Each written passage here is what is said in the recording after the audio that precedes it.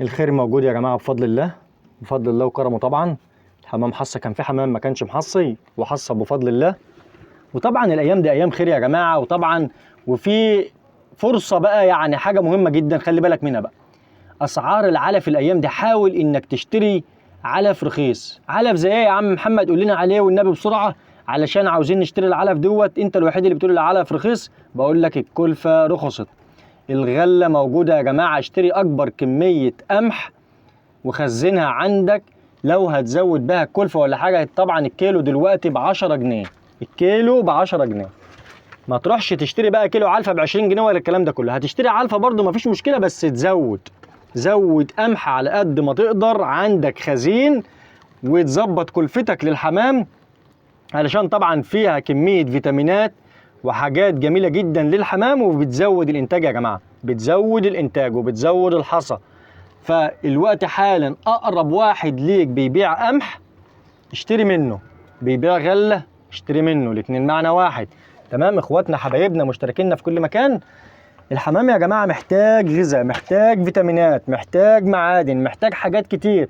ففرصه في الايام ديت انك تشتري علف رخيص اللي هو القمح. حاول تشتري علف الايام ديت، علف رخيص جدا. زود الكلفه بتاعتك، زود الحمام بتاعك بالفيتامينات بالحاجات الطبيعيه، وفي نفس الوقت تزود الحمام بتاعك. طبعا الغله جميله جدا وفي نفس الوقت رخيصه. انت هتروح تشتري كيلو الكلفه ب 22 جنيه مثلا، انت هتجيب الوقت القمح ب 10 جنيه. الكيلو ب 10 جنيه. لو هتروح تجيبه من تاجر ممكن يدولك ب 15 ب 16 ب 14. فانت حاول تشتري من فلاح يكون عنده كده ومطلع المحصول بتاعه والحصاد بتاعه حصد كده ولما المحصول بتاعه والدنيا جميله، تشتري منه قمح وفي نفس الوقت تشتريه ب 10 ب 11 برضه رخيص. فانت الكسبان. وحاول تخزن على قد ما تقدر. انا بقولها برضه هو التاني، فرصه اسعار رخيصه في القمح الايام دي. اشتري على قد ما تقدر، اشتري على قد ما تقدر، وركز في الكلام ده كويس جدا، لان طبعا فرصتك الايام ديت. وبعد كده القمح والحاجات ديت هتزيد وانت هتبقى الخسران. فحاول تخليك كسبان. طبعا احنا هنتدرى دلوقتي علشان طبعا في نتايه وفي حمام قايم من على الحصى. طبعا نزلت اهيت، الصلاة على النبي. تخش ايه نسيبها براحتها برضو. الحمام اللي يقوم من على الحصى بقى نسيبه براحته علشان الحصى ما يبصش، مع ان الجو حر برضو. بس احنا ايه نحاول ان انت تخليك ايه رؤوف كده بالايه بالطيور بتاعتك والحمام بتاعك. ما شاء الله ما شاء الله، الله اكبر. ذكر بلاك اهوت على السطح، والحمام اهو يا جماعه طالع يحدق. سيب الحمام في الشمس زي ما انتوا عارفين، وزي ما احنا متعودين دايما بنقول لك سيب الحمام في الشمس، سيب الحمام يحدق، سيب الحمام يطلع يفك نفسه، سيب الحمام الشغال يفك نفسه، سيب الشبابيات، سيب الزغاليل. الحاجات دي كلها لازم تعملها. ما تدنتكش خانق نفسك وحابس حمامك وطيورك وتقول لي الحمام بتاعي ما بينتجش ما بيحصيش والكلام ده كله. ده انا زهقت من الاسعار والكلام ده كله. انا بقول لك اهو الفيديو ده مجمع لك فيه حاجات جميله جدا جدا، اللي هي اسعار الغله، اسعار القمح. دلوقتي هتشتري زي ما انا قلت لك في اول الفيديو. تاني حاجه هتزود الانتاج. تالت حاجة هيبقى عندك كمية من الأكل، مش هتشيل هم علف الحمام ولا ترجع تشتكي وتتعذر وتقول العلف غالي الكلفة غالية. ما انت عندك برضو الحمام زاد، أسعار الحمام دلوقتي وأسعار العلف. العلف زاد برضو الحمام سعره زاد. كيلو يعني عندنا دلوقتي كيلو اللحمة مثلا، كيلو اللحمة مثلا ب 300 جنيه، كان الأول ب 200 جنيه أو 250 أو 180. كل حاجة زادت يا جماعة. الفراخ البيضة برضو أسعارهم نفس النظام، من 20 30 50 70 80 زادت. عندك الجوز الحمام الوقت، الجوز الحمام البلدي وصل ل 150 جنيه. الجوز الحمام البلدي حلوين ما شاء الله، تمام، واكلين وصحتهم حلوة وشايلين لحم برضه، مش حمام لحم فرنساوي يا جماعة عشان برضه نبقى عارفين. حمام هجين أو حمام بلدي سعر الجوز الزغاليل 150 جنيه.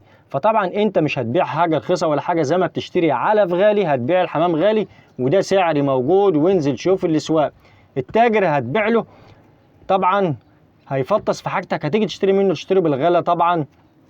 فانت شغل دماغك شويه مع الحمام بتاعك، هتنتج وتفرخ ويبقى عندك حمام ويبقى عندك زغاليل ويبقى عندك انتاج وعندك حاجات كتيره جدا. انا قاعد دلوقتي في قلب الغيه القديمه بتاعتنا، وقلت اعمل لكم الفيديو الجميل دوت مع اخواتنا وحبايبنا طبعا مشتركينا ومتابعينا في كل مكان.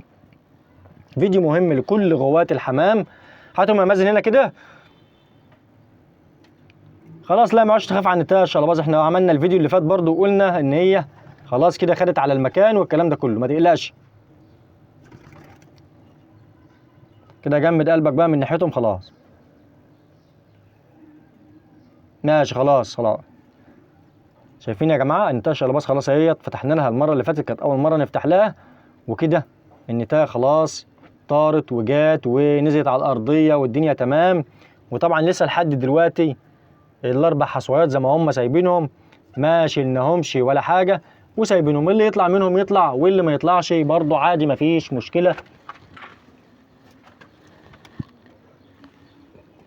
الذكر البلاك اهوت، ده لسه برضه هنا الحصى بتاعه لسه ما فكش اهوت. حمام يا جماعه قلنا نفتح له ونغير كده النهارده بقى. لازم نفك الحمام، لازم نفك الحمام زي ما انتم شايفين كده. لازم تفك الحمام بتاعك يا جماعه زي ما انتم شايفين كده. انا دايما بسيب الحمام بتاعي على السطح يطلع في الشمس والهواء طبعا ويحدق والكلام ده كله، مهم جدا مهم جدا. كده الحمام بتاعك هيشتغل، كده الحمام بتاعك مش هيعطل، كده الحمام بتاعك هينتج. طول ما انت ايدك مع الحمام نظافه، حمى، تغيير المسائي، طبعا العشه بتاعتك نظيفه، المعالف المكالف العيون الكلام ده كله، الصفايح المكان اللي انت بتربي فيه الكلام ده كله نظيف والدنيا معاك تمام، هتفرخ وتطلع زغاليل وتبيع ويبقى مزاجك عال. تمام. تحياتنا لاخواتنا مشتركينا متابعينا، اخواتنا في العراق والمملكه العربيه السعوديه، الامارات، الجزائر، المغرب، سوريا، طبعا مصر الحبيبه، الكويت، اخواتنا في كل مكان، عشاق الحمام الزاجل، الحمام الزاجل علم وفن نمبر 1. طبعا تحياتنا للجميع. قناتنا طبعا هادفه للحمام وتربيه الحمام، وطبعا نزلنا لكم فيديوهات عن التغطيس وعن الحمام واحنا بنحميه بالدواء اللي احنا قلنا عنه. خش شوف الفيديو لو انت اول مره تشوفنا دلوقتي، ولو ما اشتركتش في القناه بنتشرف بوجودك بالاشتراك في القناه طبعا فضلا وليس امرا، وشرف لينا. غواة الحمام عشاق الحمام يشرفونا في الغيه الجميله بتاعتنا المتواضعه. وده الحمام بتاعنا يا جماعه اهوت، ودي نتايه الشقلباز بتاعتنا. ذكر بلاك اهوت، ذكر بلاك شايفين اهوت، شطح ورا انتهى اهوت. وعلى فكره الذكر دوت نتايته محصيه هنا، ذكر اهوت ما شاء الله. اخواتنا متابعينا بسم الله ما شاء الله. طبعا احنا سيبناه برضو هنا وسيبناه في الارضيه ونتفنا ريشه فتره ورجعنا طيرناه مع الحمام، وبفضل الله خلاص جمد، وبنطيره وبناخده في القفص وبنرميه وبيرجع بفضل الله. طبعا بس عشان وقت فراغنا ما احناش فاضيين ان احنا نحبس الحمام في الاقفاص وناخده على المكنه بتاعتنا ونروح نرميه من المسافات والكلام ده كله. وان شاء الله هنحاول لما نفضى في اقرب فرصه هنعمل لكم فيديو برضو حلو عن طيران الحمام وتدريبه باذن الله. هناخده في قفص وهنرميه من مكان زي ما حبايبنا طلبوا مننا. انا مش ناسي ولا متاخر عنكم والله، بس لظروف شغلي وغصب عني طبعا ايام شغل. هنا جوز شبابيات اهوت بالصلاه على النبي بسم الله ما شاء الله. هناك اهمت على وش شغل شبابيات، على وش شغل. الاتنين دول ذكر من طاجن وانتايه من طاجن يا جماعه بسم الله ما شاء الله. هو ده الشغل يا جماعه، هو ده الشغل، هو ده الانتاج اللي احنا عايزين نشتغل فيه بقى. عايزين نشتغل في حاجه مظبوطه، حمامه نظيفه، حمامه كويسه. وطبعا عشاق الحمام في كل مكان، كده الفيديو بتاعنا هيكون خلص عشان ما نطولش عليكم اكتر من كده، ما تزهقوش مننا. بس ما تنساش، امانه عليك، ما تنساش تشير الفيديو عشان غيرك يستفيد، وفي نفس الوقت ما تحرمناش من اللايك الجميل بتاعك، عشان اللايك ده هو اللي بيدعمنا مش بفلوس ولا حاجه، بس طبعا بيرفع من الفيديو فضلا وليس امرا. ولو ما عجبكش برضه تحياتنا لاخواتنا في كل مكان، والسلام عليكم ورحمه الله وبركاته.